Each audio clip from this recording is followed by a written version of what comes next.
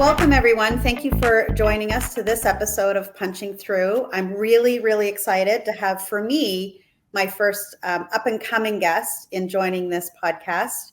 I've had the pleasure up until now to speak with individuals who are already operating at a senior level, but I'm loving that we have an opportunity to take a glimpse into someone who's currently sort of on the path, because I think there's going to be some really exciting takeaways. So Julia, thank you so much for joining us today. Thank you. I'm really excited to be here.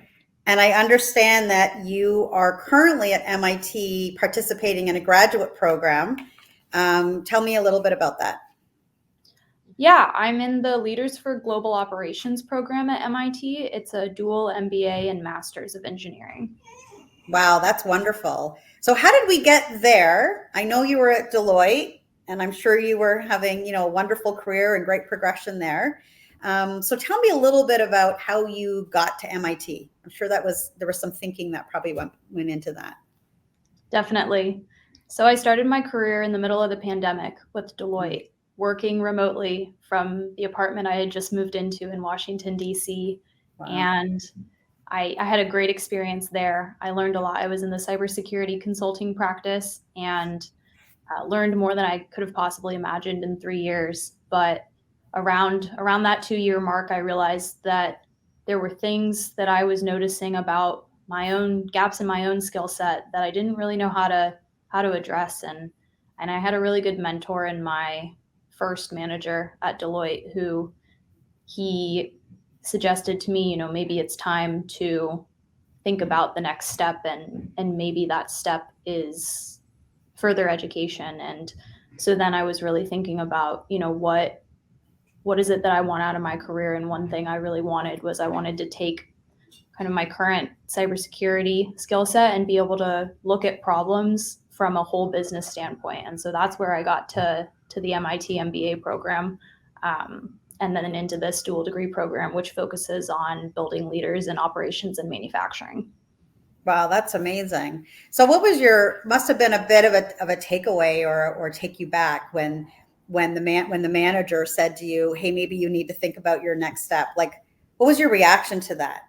Yeah, my first reaction was, wow, is it really time to leave? I felt that the 2 years I had spent had gone by so fast, especially being in the remote environment. But I was also seeing different problems, in the industries that we were working in that really piqued my interest, and areas where I wanted to push a little bit further and dig a little deeper into issues around supply chain resilience and business continuity.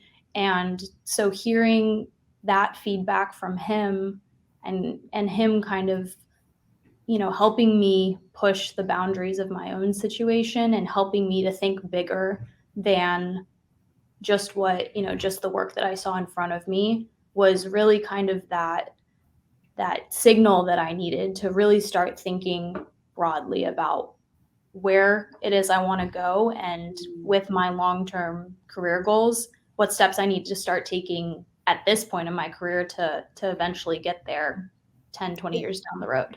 Yeah. And what I love about that is, the reason I asked you that question in that way was, I think there's some individuals, when they might hear that, they may take it as a negative. Oh, they think that I'm not good. They want me to leave the company, right? And I think it's really important for anybody, regardless of, gender, et cetera, is to have confidence and really try and understand the spirit in which someone is saying something. So I think it's great that you heard it in the way that he likely meant it, was as a positive to help grow and further flourish your career.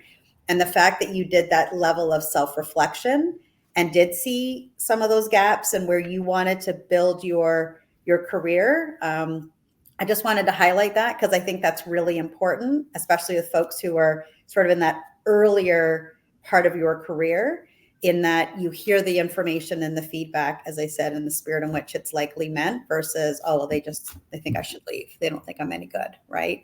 So I commend you for having that positive sort of reception of that information. Thank you. Yeah, definitely. I think for especially women at my age, imposter syndrome can creep in very easily. And getting any kind of feedback can, influence the way that you self-talk about your abilities and how others view your abilities in a company. And something that I had learned even just in the first few years of my career is that going in with that mindset of assume good intentions Mm-hmm. can really help to combat that, and also knowing that it's okay, and giving yourself the grace and the space to be able to say, I don't know a lot about XYZ. I'm going to work on that. And kind of showing that humility, I've found, is so important, especially entering a program where even now I'm one of the youngest in my program. So I've really had to continue kind of building that muscle of pushing forward, and knowing that if there's a lot of ground that I have to cover, that's okay.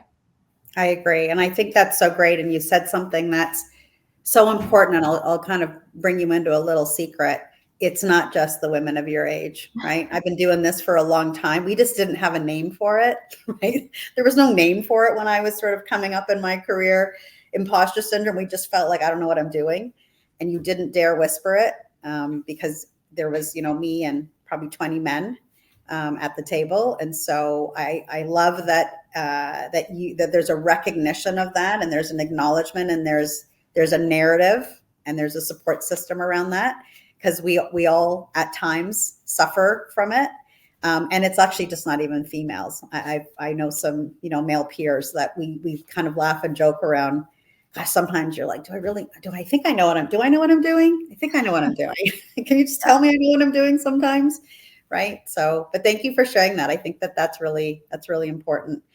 Before we wrap up, is there anything that you would give as some, young individuals are going to be hopefully listening to this?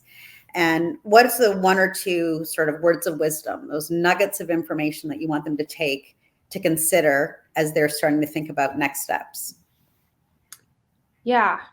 My biggest piece of advice is say yes to everything, because you never know when an opportunity will come your way that's going to completely change the course of your current situation or your broader career. And I think there's so many situations I can think back of that had I not said yes, maybe I wouldn't be here today in a graduate program at MIT. And so that's my advice, is look for opportunities where you can learn and be open to trying out new things and giving yourself the grace if, fail fast, fail hard, but get right back up and keep on pushing.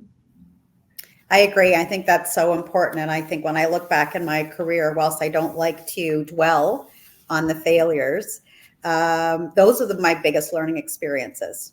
And so those are the more tactical black and white you can learn from.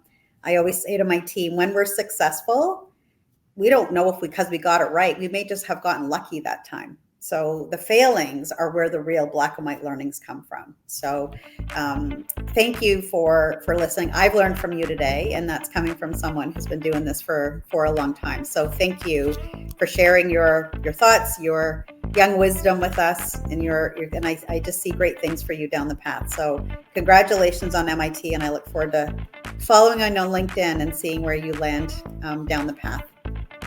Thank you. It's been great to talk with you as well. My pleasure. And those of you who've tuned in, thanks for tuning in to this episode of Punching Through, and look forward to you joining next one. Have a great day.